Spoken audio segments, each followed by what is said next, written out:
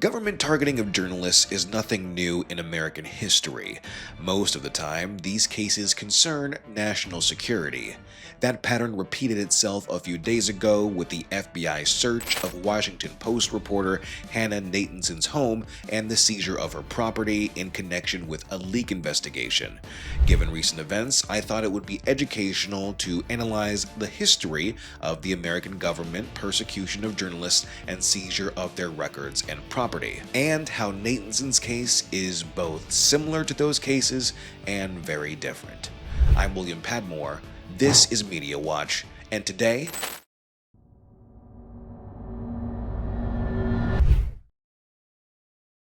if we really want to start from the beginning, we have to go all the way back to the Alien and Sedition Acts of 1798. At the time, America, still a baby nation, was being led by our second president, John Adams, and Adams was having a tough time in the press. A member of the Federalist Party, Adams was taking a lot of guff from the oppositional Democratic-Republican Party, including his vice president, Thomas Jefferson, over his handling of revolutionary France, freshly monarch-free. French warships were threatening American trade ships for trading with France's arch-rival, Great Britain. Adams sent diplomats to France to prevent all-out war between the once friendly nations, and things did not go well. French diplomats demanded the Americans pay a bribe and a loan to meet with the French foreign minister, and they refused. The breakdown in negotiations became known in the press as the XYZ affair, with X, Y, and Z being aliases the government used to identify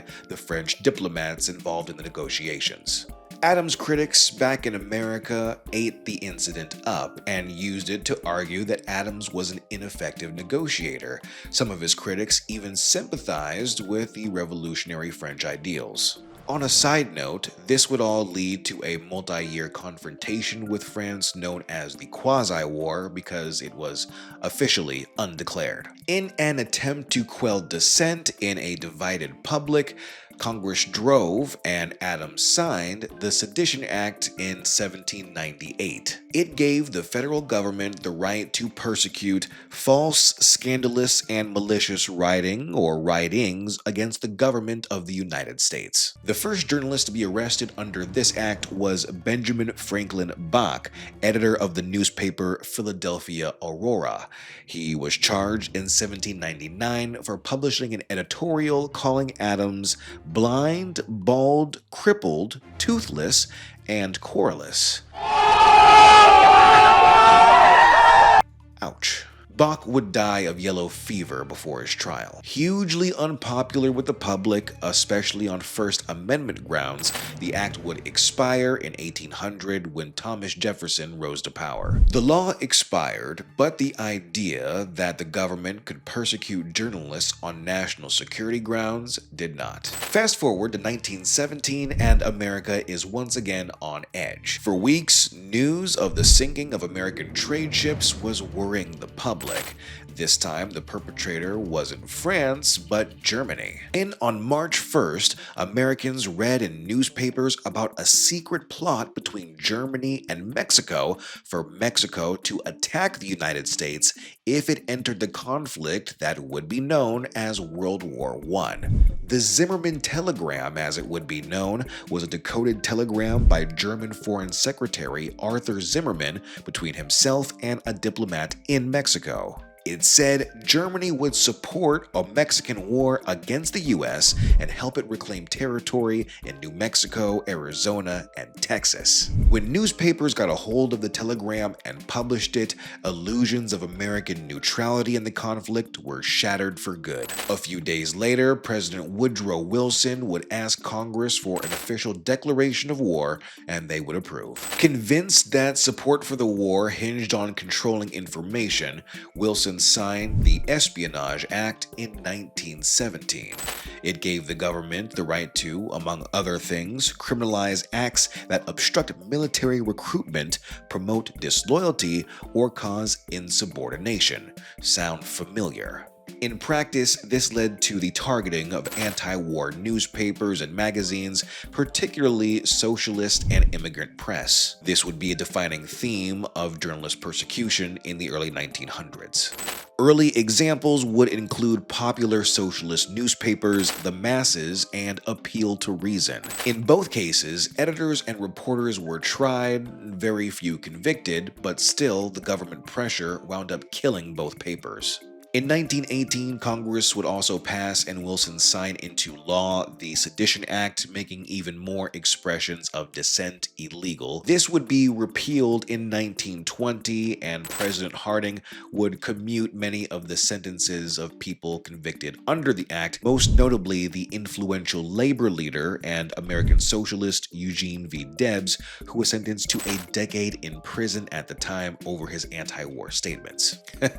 Things get kind of crazy during war. But while the Sedition Act would be allowed to expire, the Espionage Act survived. Jumping forward to the 1940s, we enter another period in American history where national security hysteria led to the persecution of journalists and many others. This was mainly done via the Smith or Alien Registration Act, signed into law by Franklin D. Roosevelt in 1940 in the lead-up to America's entry into World War II. Like the speech-stifling acts before it, the law criminalized anti-war and effectively communist sentiment, and specifically the advocating of the overthrow of the U.S. government by force or violence. In the years after World War II, the American government would use the Smith Act to aggressively investigate journalists they accused of having communist sympathies or contacts with foreign governments. Journalist I.F. Stone hit both of those marks. A proud socialist through the 40s and 60s, Stone was a mainstay in left-wing progressive media, writing for outlets such as the New York Post, The Nation, and his own newsletter, I.F. Stone's Weekly. His communist sentiments and focus on foreign affairs would put him in regular contact with Soviet dignitaries. While I couldn't find evidence of Stone actually being arrested, his many columns and speeches would earn him the ire of the FBI, including wiretapping, mail tampering, and good old-fashioned stakeouts. From beginning to end, the FBI's file on Stone ranged more than 2 decades, comprised 1,794 pages, and was 4 1/4 inches thick. The Smith Act, while still around, was effectively neutered by a series of Supreme Court decisions. But post-1970s, there was an important shift, especially after the release of the Pentagon Papers. Up until the 1970s, persecutions of journalists by the American government often included ideological differences. After, the focus would shift to leaks and leakers. Let's move to more recent history. Under the Obama administration and Attorney General at the time, Eric Holder, journalists once again found themselves the target of government surveillance and suspicion. None more so than Fox News correspondent James Rosen. Documents released this week show the Obama administration secretly monitored a Washington journalist. In seeking a search warrant, the FBI called James Rosen a criminal co-conspirator, even though he isn't charged with any crime. Rosen earned the Department of Justice's ire after publishing several stories in 2009 and 2010 related to North Korea's response to U.S. and international actions. Information he only would have had if it was leaked to him by somebody inside the government. And that's because it was actually.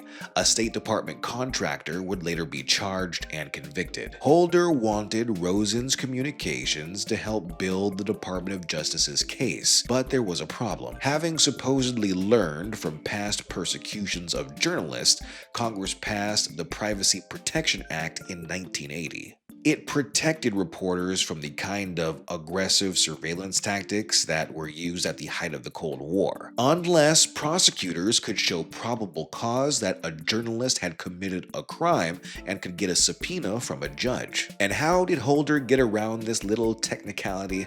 Why, he implied Rosen committed a crime, of course. In the now unclassified affidavit, we know the Department of Justice accused Rosen of aiding, abetting, and/or being a co-conspirator in the leak of classified information.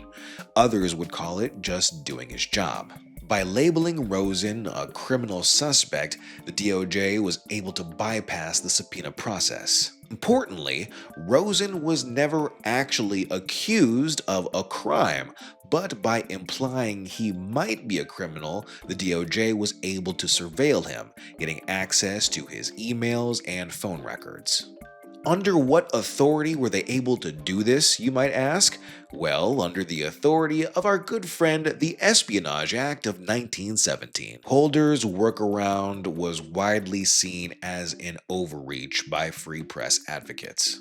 While Holder himself never actually faced consequences for this and other aggressive actions against journalists, the significant political blowback he received once all this became public did result in him instilling even more protections for journalists within DOJ policy. You might have seen James Risen of the New York Times tweets that you leave behind a wrecked First Amendment have been an enemy of press freedom. You know, I can't understand where Mr. Risen would get. Crucially, Holder's policies outline that journalists should never be treated as criminal suspects for news gathering. All this brings us back to a few days ago. On the morning of Wednesday, January 14th, 2026, it was reported that FBI agents had entered and searched the home of Washington Post reporter Hannah Nathanson, seizing her phone, 2 computers, and a smartwatch. Like the Espionage Act cases of 1917, the government is arguing these actions are necessary on national security concerns, specifically a government contractor smuggling government secrets out of a lunchbox. Unlike other cases in recent history, however, the DOJ this time didn't just use surveillance, they barged through the journalist's front door, the place where she sleeps at night. Also, unlike in past cases, the DOJ under Pam Bondi seems less concerned with political blowback and more concerned with the approval of her boss, President Trump. For her part, Bondi argues that the label of journalist should not be able to shield you from the transfer of illegal documents. Like Rosen, Nathanson isn't being charged with any specific crime. Instead, the secondhand message is clear. The Trump administration is not afraid to break precedent in the pursuit of leakers.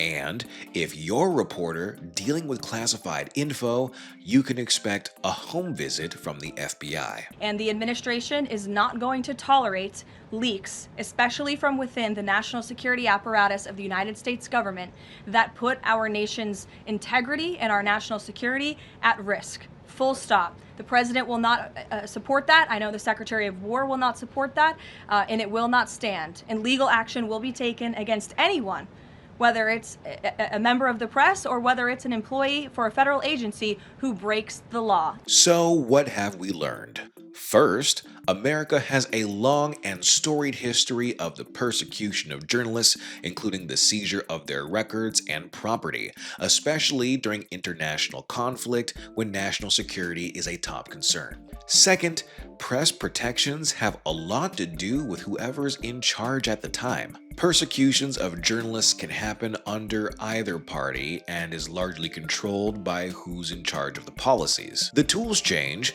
from 18th century sedition laws to 21st century forensics, but the tensions remain the same. The question is, where do we draw the line between the state's right to secrets and the public's right to know what's happening in their name? If you've made it to the end of the video, you must have enjoyed this little history lesson. If so, make sure to hit that like button and please subscribe. It really does help the health of the channel. Do you think the FBI search of Nathanson's home was justified? Was there any important cases in history that I missed?